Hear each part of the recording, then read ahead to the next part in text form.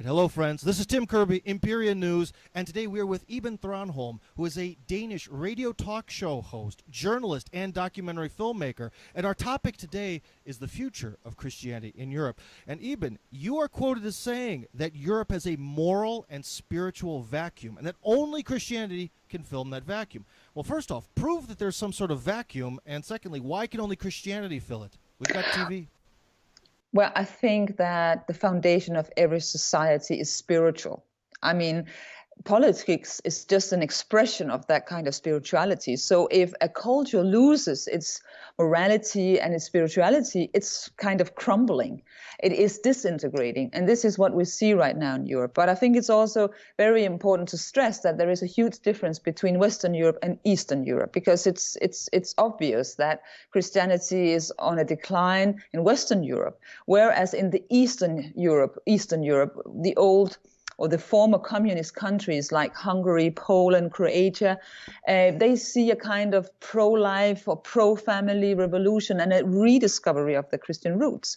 And I think Prime Minister Viktor Orban is a very interesting person. I mean, when it comes to this, or when it comes to the Christian future of Europe, the other day he gave a state of what is it called?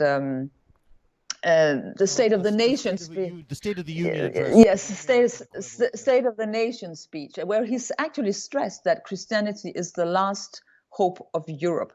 And I think that's very interesting that the old or the former communist countries are now the ones that are stressing that Christianity is actually very important for the survival of the Christian civilization in Europe. But he also pointed to that it is the politicians in Brussels that are actually responsible for this decline of Christianity. And I think what is also remarkable in Europe, or a huge paradox, is that the secularist, the militant secularist, and all the liberals, they have formed an unholy alliance with radical Muslims or Islam in general. And why are they doing that? Because they want to break down the last or the remaining parts of Christian Europe. And this is what Viktor Orban is very. Well, that kind of sounds like a conspiracy. What would these people's motives be to do that? Why destroy Christianity?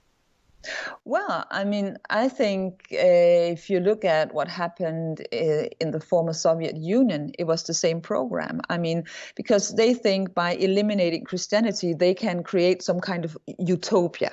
That was the Soviet Union was all about. And now we have the second coming of Marxism in Europe. And before that can take place, they need to eliminate Christianity. It was the same thing in the Soviet Union. They had to eliminate all Christian values, all Christian traditions, to implement a new sort of ideology.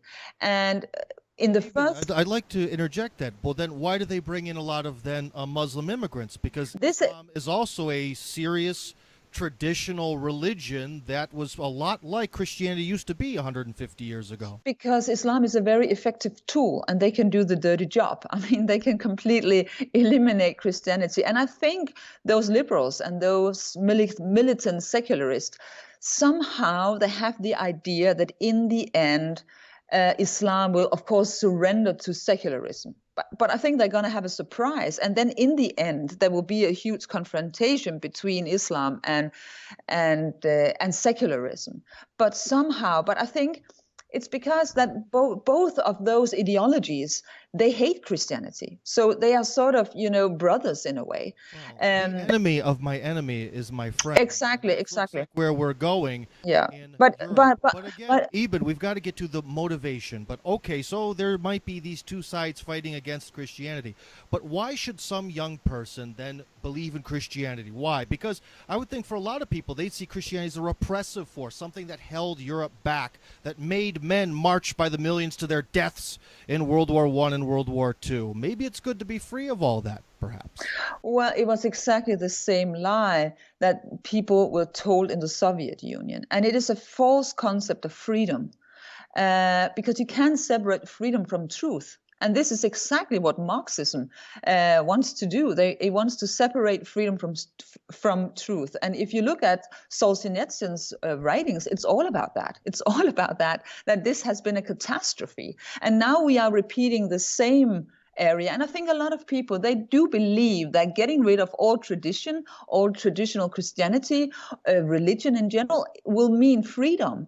But who's going to take over then if you have no God? The state. And we see a lot of things right now in the European society that resembles totalitarianism.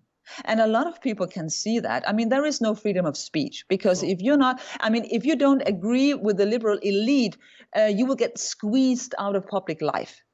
That's evident. That's what we have to look forward to, the state as God. Iben Thranholm, Yeah. thank you very much.